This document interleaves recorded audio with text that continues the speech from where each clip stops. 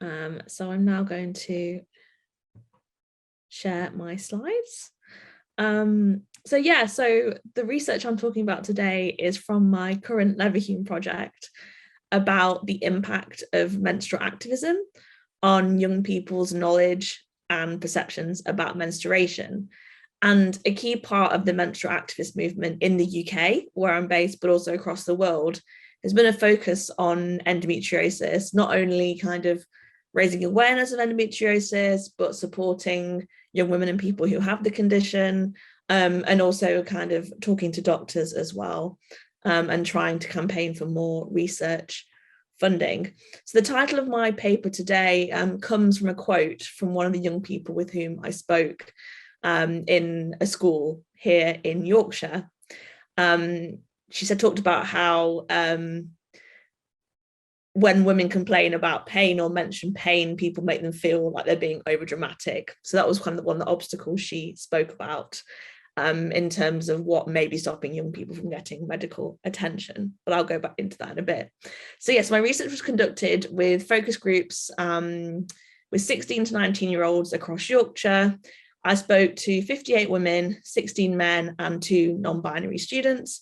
And these students were from a variety of ethnic minority backgrounds as well. So they weren't just white students, it was quite a nice diverse bunch as well. So I thought I'd start off with generally talking about the awareness that my participants had about endometriosis. I was actually really pleased that a third of them had actually heard of endometriosis, which was much higher than I expected. I asked them, what menstrual conditions have you heard of? And some of them were able to say, oh, there's something something to do with pain. And they're able to generally, a lot of them hint at the condition, and if they couldn't specifically name it. Quite a few of those students were aware that pain was a symptom of endometriosis as well. So that was quite promising. However, only 2 out of the 77 actually could describe the condition. And quite a few of them gave answers that showed they kind of been misinformed, or they didn't quite understand what it was. So for instance, I had one student who thought it was something to do with tumours. So you can see in some of these quotes that I put on the PowerPoint, they're different kind of responses to these questions. I asked them about endometriosis and their awareness.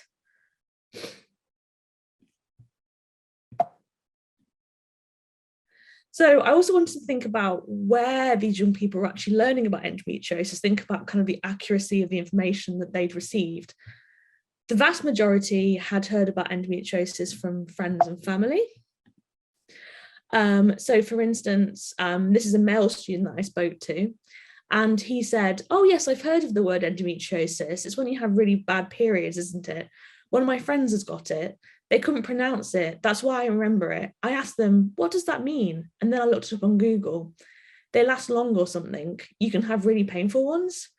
So this male student I spoke to really fantastically showed that he had a genuinely interested in endometriosis and learning more about it. And that reflects a lot of the attitudes of the young people I spoke to. They were kind of aware of it, but didn't really know very much. And quite a lot of them had heard about it from friends and family, and had then taken the initiative to Google it or look up the condition on social media. And again, another person saying here, I know about it because my friend is going through it and I did personal research. Now, of course, we can think, well, if they're finding out about it from secondhand information or from Google, this is potentially likely to lead to misinformation. So there's one student here who said that she had very painful periods, and she just Googled painful periods and endometriosis came up. But she immediately dismissed it, thinking, oh no, I don't think I have that. I don't have other symptoms. And that was the end of that. She didn't think about potentially seeking medical help and that kind of thing. And then again, we have another student here who said that she just heard about endometriosis via her auntie's Facebook post. And finally, some of the students had heard about endometriosis from influencers online, or individuals just posting on TikTok about it. But the vast majority, they only came across it if it was friends and family. It was rare they just happened upon it on social media. Now, what you can see here is the fact that none of the students I spoke to had learned about endometriosis at school, not one of them. They'd not had received any formal education about it at all.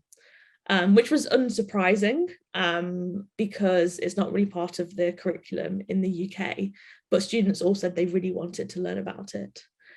There have been some changes to the UK curriculum last year with a greater focus on menstrual health, but of course we don't know if this will actually be implemented and if endometriosis will be brought up during class time. So now I'm going to talk about young people's interactions with endometriosis on social media. So some of them remembered a petition going around a couple of years ago that was trying to put endometriosis on the UK school curriculum. And funnily, students from different schools did actually remember this. So it had some sort of impact on them, which was great to see. However, we can see the short-term nature of this impact because they remembered there was something about endometriosis. They remember it being something about putting on the curriculum, but they didn't really follow up and think about, had this changed? Did this petition work? And also they hadn't remembered from it what exactly endometriosis was, which we can see in this next example. This is a male student who'd seen the petition because it was shared around his class. And he said, I remember all my friends were posting about it. I read about endometriosis then, but I don't remember it well now.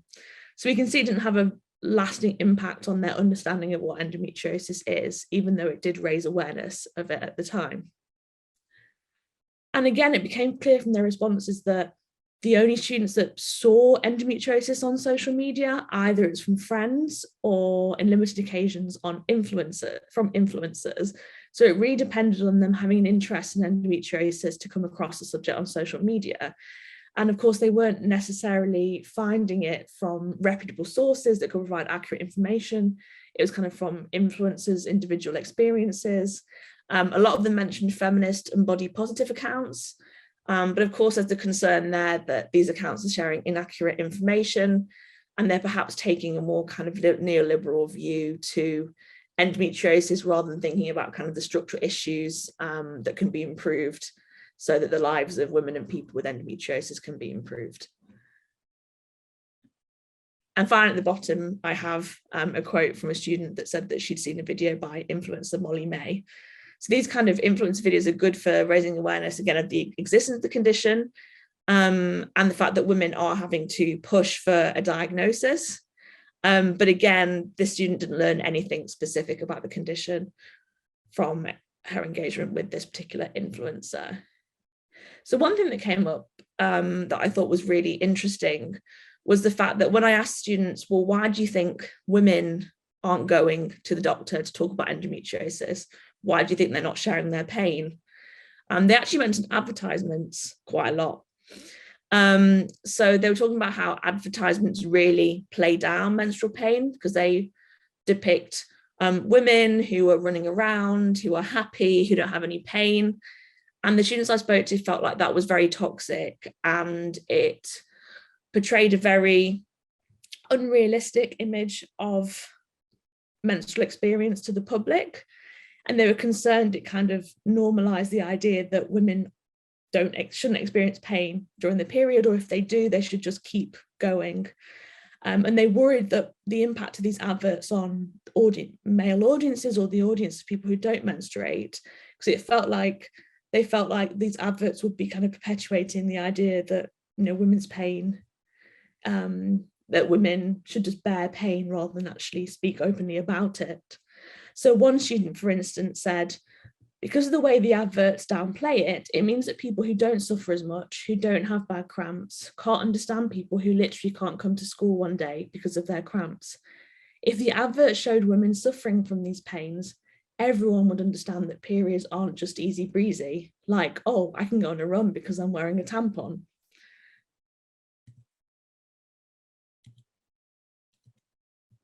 So what they wanted to see instead was more realistic advertisement for menstrual products, because they knew that the vast majority of people who don't have periods encounter periods in this way. And if they saw a more realistic depiction of periods that reflected the existence of menstrual pain, perhaps they would take the pain of women and people with periods more seriously. So this one student said, I'd like it to be realistic.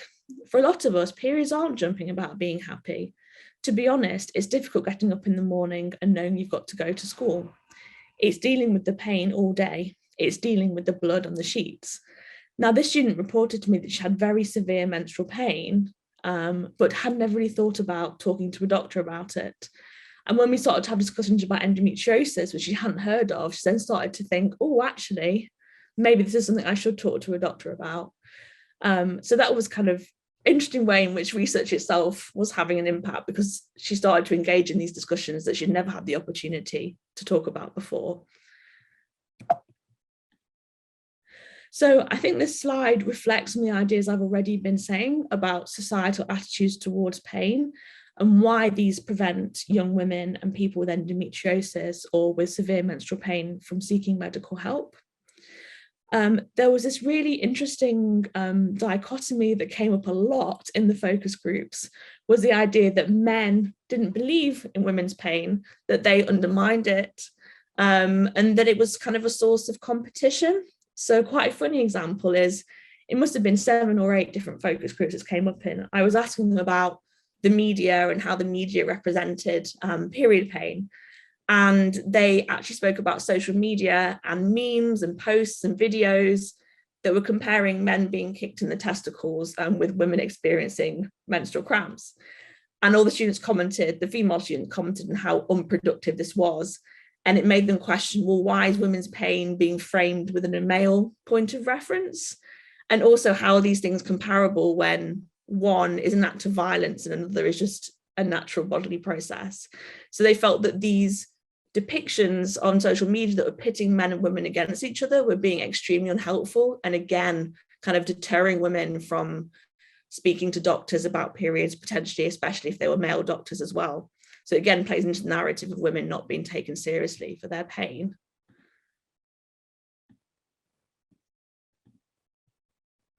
And again, their answers kind of brought in traditional stereotypes about menstruating women and the fear that they'll be branded in this way if they mentioned that they had severe menstrual cramps. So one student, she said, my cousin has endometriosis. It's quite common, but it's not looked into. It makes women feel like they're being overdramatic. So this kind of suggests that, again, there's a stereotype of women being overdramatic, which we can kind of source back to discourses of hysteria that are very Freudian. And this was putting young women off talking to doctors for fear that they'll be called overdramatic and, again, not believed. And one student that I spoke to as well said that it took them to actually pass out for people to take their menstrual pain seriously. And this student also faced added barriers as a non-binary person as well, which I'll speak about in the next slide. And finally, a lot of students thought that young women and people with heavy and painful periods don't go to the doctor because they actually don't know what's normal.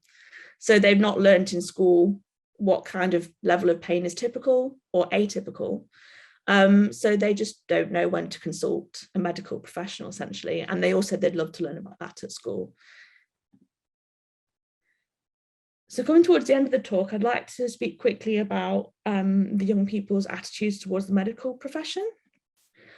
So firstly, they talked about a fear of, again, simply being dismissed by doctors. And one of the students, she had endometriosis. She shared her experiences and said that she felt that the doctor didn't really take her seriously. And again, this idea of taking seriously came up again and again with the students I spoke to. And she felt that they didn't fully investigate her pain. And also there was a concern amongst the students about being put on birth control instead of their pain being fully investigated.